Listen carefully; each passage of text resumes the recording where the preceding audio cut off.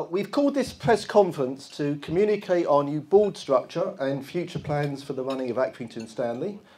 The new board was formed over the summer following the departure of former chairman Ilyas Khan. After being a director since our return to the league, I agreed to take over as chairman of the club when Ilyas stepped down. Although, as you can tell by my accent, I was born in London, my father and many generations of Marsdens hail from a small village near Darwin, so I've always felt an affinity with Accrington and East Lancashire in general. I love the area, the people, and I feel when I come here I've returned back to my spiritual roots. With 18 directors, we now have the largest board in the professional league with no single majority shareholder. The majority holding is shared amongst the directors, forming a type of trust. We also hope that in time others may join us. We see ourselves very much as custodians of this great club, preserving it for future generations, and with the right people around me, I feel my job as chairman is to keep things ticking over, introduce new people to the club, and continue the good work my friend Ilyas did.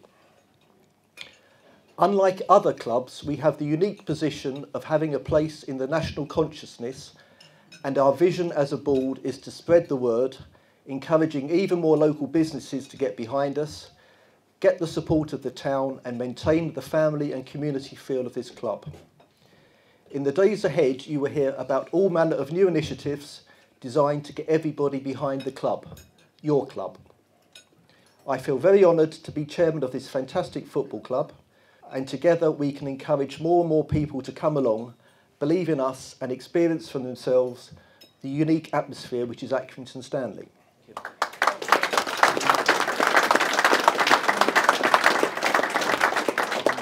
What's the way forward for clubs like Stanley? Is to have a vision, is to have a dream, and you look at the programme notes that I've put in there today, and this is our club. I know we've got our friends from York City here, and that's exactly the same. We're in Division 2, we know exactly where we are, we know exactly where we're going. It's dead easy to follow Manchester United, Man City, Arsenal, or whoever. It's all in the programme notes, but this is our town, this is our club. And I'm very much on board with Peter in that it is community, it is schools, it is youngsters, male and female, coming along and watch us play. And of course we've just lost the last 3 and you lose. You lose at sport. I've been in sport all my life and sometimes you lose. But you've still got to give that support. And from my personal viewpoint, I don't live in the area, but I did for a long, long time. And it is an obligation to me wherever I go, and I travel all over the place, and it's always mentioned Accrington, where you're from, Accrington, and the first 2 words that come out from there are Accrington Stanley. So the way forward is that we have no illusions that we're going to be in Europe next year. We're not, but we want to stay in this division and we want to progress, and you need a good team to do that, but the main thing that we need is support. The chairman was very modest. That village, that small village in Darwin, is called Blackman.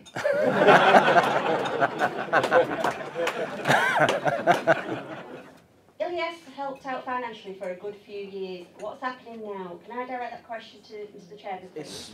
Everybody in this room knows that Ilyas saved the club during its dark hours, and he left the club in pretty good fettle. When I took over as chairman, we were probably in the best possible shape we've been for many a year. I introduced a new board of directors over the close season. Everybody's contributed not only money to the club, but they've got various areas of expertise. Money is available to come into the club if needs be to do all manner of things on and off the pitch, but what we're mainly looking to do is to make the club a lot more professional. We're trying to introduce good practices, ways of doing things to make the club more sustainable. So although we're, if you like, the safety net in the background, the idea being that things shouldn't get to that stage because they're already on the right lines. When the shares were originally issued last year, they sold very well for Stanley. Is it share issue still continuing at the moment? Can I direct that question to David, please? You're probably asking the wrong one, and I just made a couple of notes that there'll be many people in here that'll be intrigued about the share holding. So if you fancy being a shareholder, I'm sure that we could accommodate you without any stretch at all. But again, I would want local businesses, really hammer local businesses. It's not an easy time for anybody, but that obligation to support the community football club. The shareholding, I don't know, so I would pass on to looking desperately around. Murray Dawson will answer that. Hi, it was just to let everybody know that there's actually a new share certificate that's been launched, which is a limited edition one. At half time today, somebody's very willingly come across from Canada to buy 7 shares, so that's the official launch. But by default on our table, 2 people have been good enough to buy them. So the whole idea of this is to keep the club commercial, keep us driving money forward, because we do need money to run the club, and we're trying to be sustainable in the future. Not to have any black holes, but just to run it as a real commercial venture for the future, but also dovetailing with the community.